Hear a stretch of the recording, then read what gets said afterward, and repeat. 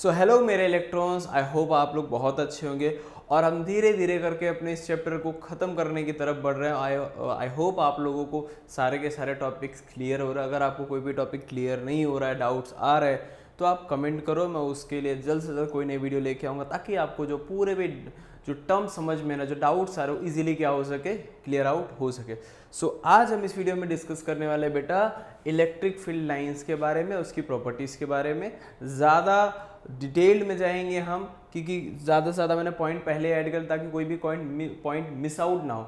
हम डिस्कस करेंगे electric field lines के बारे में, फ्लक्स के बारे में डिस्कस करेंगे, एज वेल एज हम डिस्कस करेंगे इलेक्ट्रिक डायपोल के बारे में। छोटे छोटे टॉपिक्स हैं, इस लेक्चर में हम छोटे छोटे टॉपिक्स कवर आउट करेंगे ताकि जो अगला लेक्चर इन टॉपिक से रिलेटेड है उसको हम ज़्यादा इन डेप्थ में क्या कर सके, समझा सके। तो ठीक है, अपने पास स्टार्ट करते हैं। हमारा लेक्चर है जो पहला, सबसे पहले से कि कुछ प्रॉपर्टीज आपको पता होंगी। दे do not intersect each other, they do not form close loop, ये सब they always form continuous curve. इस तरीके के मैंने सारे पॉइंट्स क्या कर दिया, ऐड कर दिए हैं ताकि आपके लिए इजी बन जाए। अगर नोट्स भी आप बना रहे हो तो साथ साथ नोट्स भी आप क्या हो, बनाते रहो, क्योंकि वर्डिंग से ज़्यादा अगर प्रेजेंटेशन पहले रहेगा तो आपको क्या पड़ेगा, ईजी पड़ेगा बेटा। ओके ठीक है, सबसे पहला electric field lines always start from positive charge and end on negative charge. That means ये कहाँ से कहाँ जाएंगे, पॉजिटिव से नेगेटिव की तरफ ही जाने की कोशिश करेंगे। ये इनका क्या हो गया, डायरेक्शन हो गया, पॉजिटिव टू नेगेटिव। ठीक है, पहला पॉइंट क्लियर हुआ। The closer the field lines are together the stronger the electric field. और हमें पता है E is inversely proportional to 1/r, मतलब R जितना ज्यादा होगा E क्या होगा, उतना ही कम होगा। R जितना कम E उतना ज्यादा, मतलब जितना डिस्टेंस कम होगा, जितनी ज्यादा लाइंस क्लोज होंगी वो उतनी ज्यादा क्या होंगी, पावरफुल होंगी। वही इस लाइन का मतलब है। Third point, electric field lines do not from close loop. वो लूप्स नहीं बना रही, वो हमेशा कर्व्स बना रही। वो भी कैसा, कंटिन्यूअस कर्व बना रही है जिसमें कोई भी ब्रेक नहीं होता, बीच में कोई भी उनके बीच में ब्रेक आने वाला नहीं होता है। As they always start on a positive charge and end on a negative charge. ये भी याद रखना है, they do not form close loop, always forms continuous curves, continuous curves without any break. ये भी याद रखना है आपको। Fourth point, electric field lines never intersect each other. हाँ बेटा, इलेक्ट्रिक फील्ड लाइंस अगर वो एक दूसरे को इंटरसेक्ट करेंगी तो हमें दो अलग अलग डायरेक्शन मिलेंगे, जो कि प्रैक्टिकली पॉसिबल नहीं है, इसीलिए वो एक दूसरे को इंटरसेक्ट नहीं करती। और आगे टर्म्स भी क्या लिखा है, if they did it would imply that electric field at the intersection point had two different directions. मैंने जैसा कि बताया, अगर वो इंटरसेक्ट कर रहे हैं दैट मीन्स उनका दो अलग अलग डायरेक्शन होगा, जो कि प्रैक्टिकली पॉसिबल नहीं है, which is physically impossible. Physically मतलब फिजिक्स के टर्म्स में बोले वो पॉसिबल नहीं है। ठीक है, at any point in space a tangent line, मतलब अगर मैं बात करूं, ये अपने पास कोई भी एक पॉइंट होगा इलेक्ट्रिक फील्ड का। अब यहां पे मैं अगर लाइन टेंजेंट्स ड्रॉ कर रहा हूं तो ये सब मिलकर के मुझे इलेक्ट्रिक फील्ड के डायरेक्शन का क्या बता रहे हैं, एक फिक्स बता रहे कि इलेक्ट्रिक फील्ड का डायरेक्शन क्या होगा, यही होगा। और अगर वो इंटरसेक्ट करती तो दो अलग अलग टेंजेंट्स मिलते। जब दो अलग अलग टेंजेंट्स मिलते तो इसका मतलब हमें पता चलता है कि दो अलग अलग डायरेक्शन मिलेगा, जो कि प्रैक्टिकली या फिजिकली पॉसिबल बिल्कुल भी नहीं है। ठीक है, ये टेंजेंट्स ड्रॉ करेंगे तो हमें इलेक्ट्रिक फील्ड का डायरेक्शन मिलेगा। कहाँ पे टेंजेंट्स ड्रॉ करना है, इलेक्ट्रिक फील्ड लाइंस पे ड्रॉ करना है। Electric field lines are always perpendicular to the surface of a conductor. कोई भी सरफेस अगर इलेक्ट्रिक फील्ड लाइन के लिए है वो हमेशा उसके क्या होंगी, परपेंडिकुलर। ये भी याद रखना, E will be always perpendicular to surface, whatever the surface we are choosing, like we can choose spherical, cylindrical, कुछ भी हम ले सकते हैं, वो हमेशा उसके क्या होगी, परपेंडिकुलर ही होगी। ये ध्यान आपको रखना है। और जैसा कि हमने देखा हमारे पास जो फील्ड टाइप होगा बेसिकली कौन सी हो सकती है, एक हो सकती है यूनिफॉर्म, एक होगा यूनिफॉर्म। यूनिफॉर्म मतलब उसकी इंटेंसिटी, उसका डायरेक्शन, हर चीज एक फिक्स वे में होगा, उसमें कोई भी चेंजेस नहीं होंगी। तो ये क्या हो गया, यूनिफॉर्म हो गया। अब अगर मैं बोलूँ सेम अगर चीजें चेंज हो रही तो वो क्या हो जाएगा, नॉन यूनिफॉर्म। ठीक है, ये हो जाएगा नॉन यूनिफॉर्म। ये इस तरीके से हुआ, ये यहाँ पे हुआ, ये इस तरीके से। ये क्या बता रहे, intensities are different, that means this is the non uniform case. और इसके बाद हमने एक टर्म और पढ़ा था बेटा, कि अगर चार्ज पॉजिटिव होता है तो क्या होगा। तो चार्ज अगर पॉजिटिव है उसका डायरेक्शन हमेशा रेडियली क्या होगा बेटा, आउटवर्ड होगा। क्या होगा, उसके फील्ड लाइंस का डायरेक्शन रेडियली आउटवर्ड होगा। ये उसके फील्ड लाइन का डायरेक्शन क्या हो रहा है, रेडियली आउटवर्ड हो रहा है। अगर चार्ज बेटा यहाँ पे हमारे पास क्या है, नेगेटिव हो गया है चार्ज हमारे पास अगर यहाँ पे नेगेटिव है तो इसका डायरेक्शन क्या हो जाएगा, रेडियली इनवर्ड। रेडियली क्या हो जाएगा, इनवर्ड हो जाएगा। ठीक है, ये हुआ रेडियली इनवर्ड। ठीक है बेटा, इतने टर्म्स क्लियर हो रहे हैं। ये हुआ रेडियली इनवर्ड, ये हुआ इनवर्ड हो गया, ये आउटवर्ड्स हो गया। ठीक है, और ये टेंजेंट हमने ड्रॉ किया है, किसके लिए ड्रॉ किया है, इलेक्ट्रिक फील्ड के डायरेक्शन के लिए। एक ही डायरेक्शन में सबका बता रहा है, मतलब वहाँ पे एक ही फील्ड अवेलेबल है। अगर दो अलग अलग होगा तो दो अलग अलग के रहेगा, जो कि प्रैक्टिकली पॉसिबल नहीं। ये कुछ प्रॉपर्टीज हुई हमें। अब इतने 6 प्रॉपर्टीज में से अगर आप 4 भी लिख के आते हो 2 मार्क के एग्जाम में तो आपको 2 मार्क्स मिलेगा। आप ट्राई करना कि 5 से 6 लिखो, ताकि आपके मार्क्स अगर कोई एक गलत भी हो तो वहाँ पे एडजस्टेबल हो जाए कि आपने पूरे पॉइंट्स लिखे और आपको मार्क्स इजीली मिल जाए। फिर उसके बाद है the total number, electric flux है अपने पास। फ्लक्स का मतलब क्या होता है, ठीक है। सबसे पहले बेटा आपको मैंने हमेशा से बोला हुआ फ्लक्स का मतलब होता है फ्लो मतलब बहाव। ठीक है, बहना, कहीं जाना। ठीक है, फ्लक्स का मतलब फ्लो। लेकिन यहाँ पे किसका फ्लक्स हो रहा है, इलेक्ट्रिक का मतलब क्या होता है, चार्ज का फ्लो। तो मतलब चार्ज फ्लो हो गया, उसको हम क्या बोलेंगे, इलेक्ट्रिक फ्लक्स। ठीक है, ये इसके पॉइंट का मीनिंग हो। इसका मतलब एक्चुअल में क्या हो रहा था, आप कोई भी वर्ड पढ़ो तो उसकी मीनिंग समझने की कोशिश करो कि उसकी एक्चुअल मीनिंग क्या है, क्या कहना चाह रहा है उसमें। ठीक है, अब जैसे कि अपने पास the total number of electric field lines passing a given area in a unit time is defined as electric flux, और electric field lines passing through any cross sectional area is called electric flux. ये भी हम उसका define easily क्या हो सकता है, कर सकते हो, उसमें ज्यादा कुछ सोचने की जरूरत नहीं। हम जैसे कि हमने एक यूनिफॉर्म इलेक्ट्रिक फील्ड लिया सर, इसमें से इलेक्ट्रिक फील्ड लाइंस पास हो रही है यूनिफॉर्म में। अब इसके थ्रू मैंने क्या किया हुआ, एक ये इस तरीके से मैंने क्या किया, एक ठीक है, कोई भी मैंने सीट ले ली, उसमें से फ्लो कर रहा है। अब जब फ्लो कर रहा है तो इलेक्ट्रिक फील्ड लाइन और एरिया वेक्टर के बीच का एंगल इस तरीके से, ठीक है, ये इस तरीके से जा रहा है और इसके फ्लो में उसी डायरेक्शन में निकला जा रहा है, दोनों का डायरेक्शन सेम हो रहा है। अब यहाँ पे जब अपने पास डेफिनेशन के देखें तो एज पर डेफिनेशन हमें क्या बोला जा रहा है, फ्लक्स। इसको डिनोट किससे करते हैं, फाई ई से। इसका फॉर्मेशन हो जाएगा ई डॉट ए हो जाएगा, क्योंकि डॉट प्रोडक्ट मतलब into the plane, out of the plane. अब जब डॉट और क्रॉस का मतलब प्लेन के अंदर और डॉट का मतलब प्लेन से बाहर, मतलब प्लेन से बाहर निकल रहा है, तो ये इसका डायरेक्शन हुआ इलेक्ट्रिक फील्ड लाइन का, और इसी डायरेक्शन में क्या हुआ, एरिया वेक्टर। ठीक है, एरिया वेक्टर मतलब जहां से वो पोर्शन आ रहा है। अब इलेक्ट्रिक फील्ड और एरिया वेक्टर के बीच का एंगल कितना हो सकता है, या तो उसके साथ जाएगा।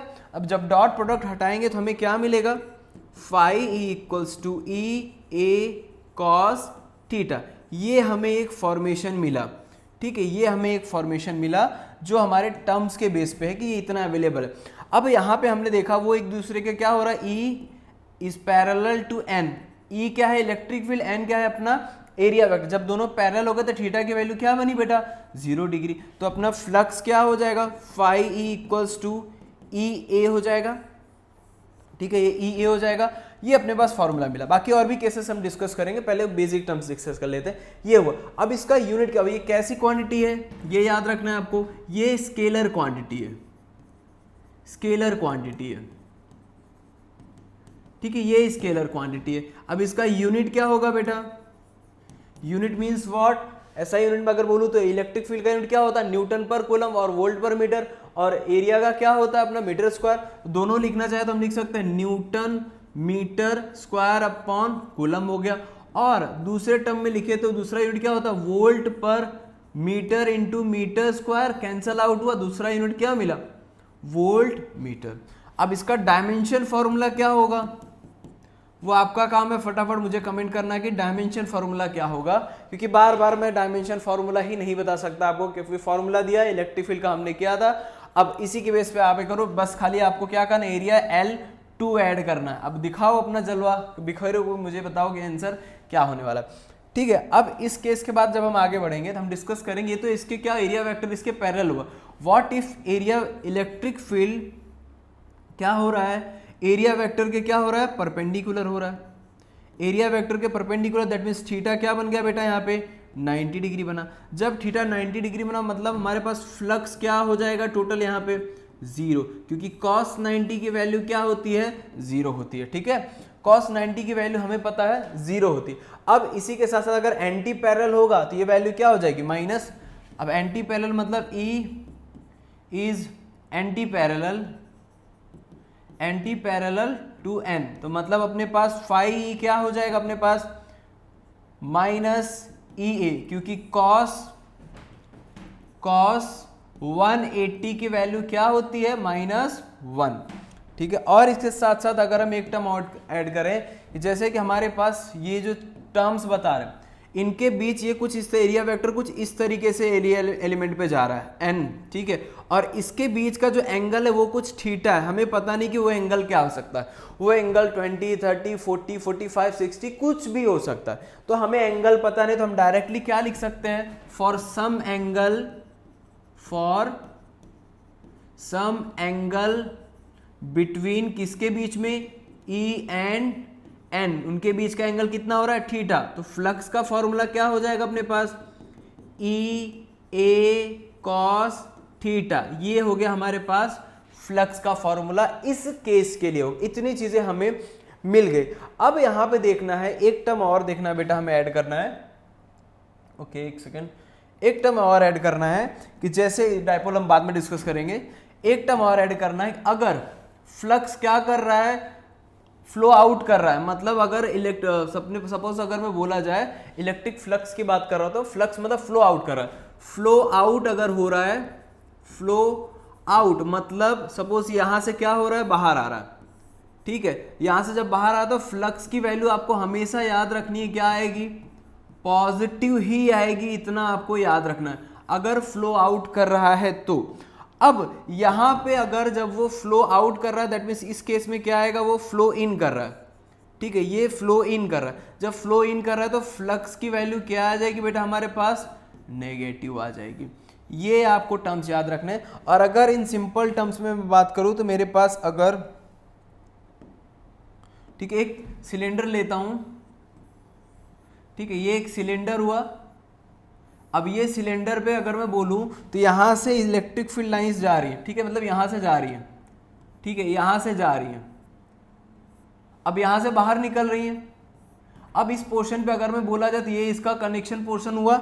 अब इसकी अगर मैं बात करूं तो यहाँ पे जो फ्लक्स की वैल्यू होगी इस पॉइंट पे क्या होगी, फ्लो इन कर रहा है। जब फ्लो इन का केस आएगा, फ्लो इन आ रहा है बेटा, ठीक है, फ्लो इन आया मतलब flux will be flow in आया तो फ्लक्स विल बी नेगेटिव, ठीक है, फ्लो इन का केस आया तो फ्लक्स नेगेटिव हो गया। अब यहाँ पे फ्लो आउट है, फ्लो आउट है इन टर्म्स यहाँ पे फाई ई क्या हो जाएगा अपने पास पॉजिटिव हो जाएगा। क्या हो जाएगा पॉजिटिव अगर फ्लो आउट कर रहा है तो, क्योंकि अगर मैं ई ए की बात कर रहा हूं तो ई अपने पास वही एरिया, मतलब ये क्या हो जाएगा सर्कुलर पोर्शन है, so area will be E pi R square, ये नेगेटिव होगा और ये क्या ये प्लस पाई आर स्क्वायर। ये इस तरीके से हमें क्या होगा मिलेगा। ये टर्म आपको याद रखना है, अगर आप चाहें तो उसका स्क्रीनशॉट भी ले सकते हैं, क्योंकि ये एक्स्ट्रा टर्म्स है जो हमें पता चलना चाहिए। न्यूमेरिकल के बेसिस पे अगर हम सॉर्ट आउट करने जा रहे हैं तो वो इसके लिए क्या होगा काफी ज्यादा इजी बनने वाला है। ठीक है, अब हम डिस्कस करेंगे अपना टॉपिक इलेक्ट्रिक डायपोल। बेटा इलेक्ट्रिक डायपोल का सबसे पहले डेफिनेशन शायद मैंने ऐड नहीं किया, मैं ऐड कर देता हूं। डेफिनेशन होगा two equal and opposite charges are separated by distance 2a। ठीक है, सेपरेशन उनका क्या हो रहा है 2a का हो रहा है, that means it is denoted by p। ठीक है, अब अगर मैं बोलूं दो equal and opposite charges, that means हमारे पास दो ऐसे चार्जेस होंगे।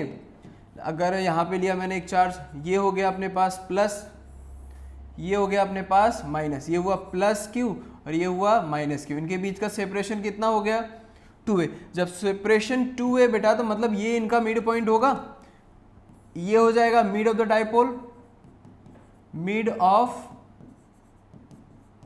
डाइपोल, तो ये डिस्टेंस क्या हो जाएगा a और ये a। ठीक है, अब इनका जो फॉर्मेशन हुआ तो फॉर्मेशन के बेस पे बोलो इनका डेनोट किससे किया था p, so p equals to क्या हो जाएगा 2a product of charge into distance 2aq। ये हो गया अपने पास डाइपोल का फॉर्मूला। तो ये डाइपोल का फॉर्मूला। और एक चीज देखनी बेटा हमेशा कि डायरेक्शन ऑफ द डाइपोल क्या है। So direction of the dipole is always from negative to positive. हमेशा याद रखना इन फिजिक्स में ही हम क्या करते हैं, नेगेटिव टू पॉजिटिव की तरफ जाते हैं, लेकिन इन केमिस्ट्री इसका जस्ट अपोजिट होता है। In chemistry it is from positive to negative, ये हुआ। तो केमिस्ट्री में अलग है, ऐसा मत बोलना सर हमको केमिस्ट्री में बताया था डाइपोल पॉजिटिव टू नेगेटिव जाता है, लेकिन आप तो यहाँ पे सर हमें बता रहे हो नेगेटिव टू पॉजिटिव। तो फिजिक्स में आपको याद रखना है कि डाइपोल का डायरेक्शन होता है वो हमेशा क्या होता है, नेगेटिव से पॉजिटिव की तरफ ही होता है। और डाइपोल कैसी क्वांटिटी है, स्केलर की वेक्टर, ये हो जाएगी वेक्टर क्वांटिटी, ये हो जाएगी अपनी वेक्टर क्वांटिटी। यूनिट क्या हो जाएगा बेटा, डिस्टेंस, और ये तो क्या हो गया कूलम मीटर। डायमेंशन फॉर्मूला ये भी आपका होमवर्क है, होमवर्क बताना फटाफट, वरना चिंटू क्या हो जाएगा, बुरा मान जाएगा। ठीक है, अब ये आपको बताना है कि क्या इसका डायमेंशन फॉर्मूला हो सकता है। ये तो बेसिक टर्म हुए, हमने ये जो टर्म्स डिस्कस किए बहुत छोटे छोटे टॉपिक्स से जो आगे बड़े टॉपिक्स को क्या करेंगे, कनेक्ट करेंगे। इसके लिए हम छोटे टॉपिक्स में जो भी डिस्कस किया आपको एक बार फटाफट वीडियो समझ लेना, ताकि अगले टॉपिक पे जब हम पहुंचे तो आपको इजीली क्या हो समझ में। तब तक के लिए बाय बाय, मिलते हैं अगले वीडियो में।